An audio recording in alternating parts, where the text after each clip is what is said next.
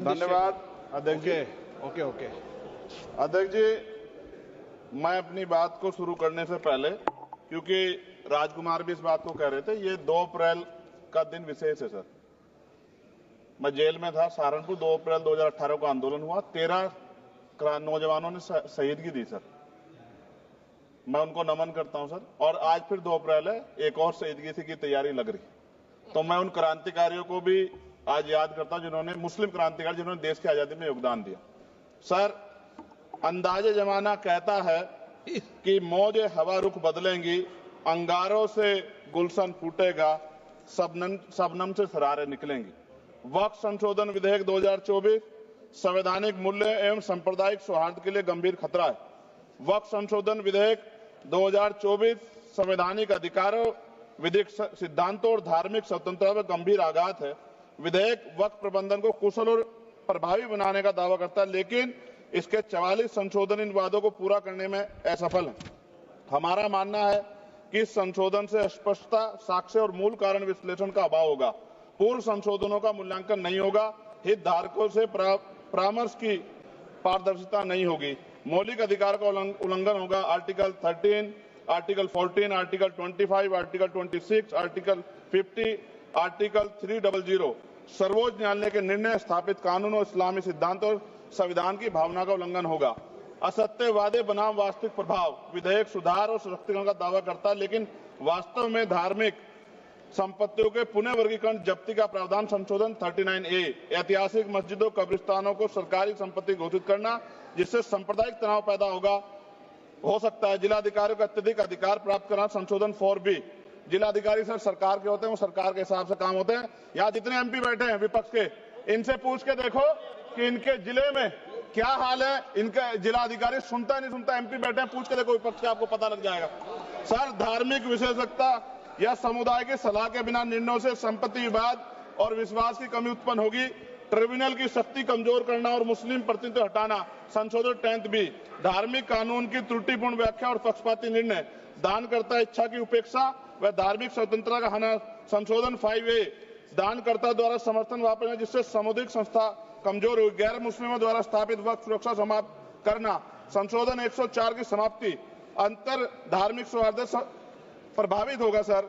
सदियों पुरानी धार्मिक संपत्तियों पर सीमा अधिनियम लागू करना, संशोधन 27B।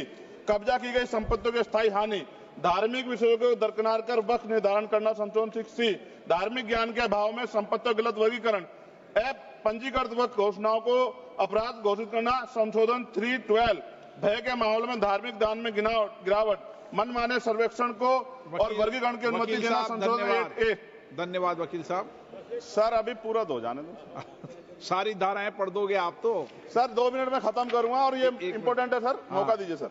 बिना जवाबदेही के बड़े पैमाने पर वक्फ संपत्तियों का पुनः वर्गीकरण, प्रशासनिक भ्रम और प्रभावशीलता को नुकसान पहुंचा, संशोधन 12D। कानूनी विवादों और कुप्रबंधन को वक्फ बोर्डों की विश्वसनीयता का नुकसान, अस्पष्ट आधारों पर राज्य द्वारा वक्फ बोर्ड को भंग करने का अधिकार, संशोधन 3C। राज्य के व्यापक विरोध प्रदर्शन धार्मिक लक्ष्य का लक्ष्य, सार्वजनिक हित के नाम पर वक्फ प्रशासन पर पूर्ण नियंत्रण, संशोधन 37C2। व्यापक स्तर पर अशांति विरोध प्रदर्शन, कानून व्यवस्था की गंभीर स्थिति।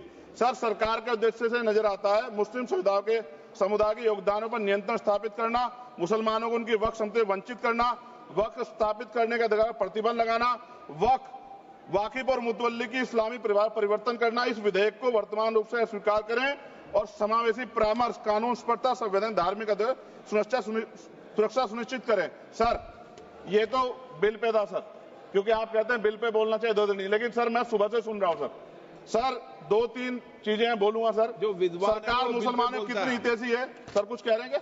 जो विद्वान होता है वो बिल पे बोलता है सर। बस खत्म कर रहा हूं। सरकार कितनी हितैषी है सर?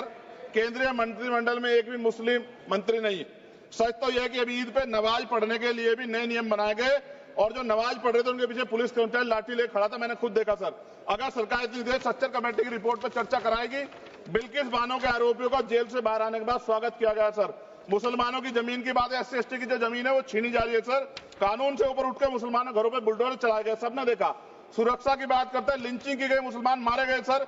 कावड़ यात्रा में गरीबों के ठेलों पे सुप्रीम कोर्ट ने ऑर्डर किया कि नाम मत लिखवाओ, देश को मत तोड़ो। अंत में सर बात निकली है तो दूर तक जाएगी।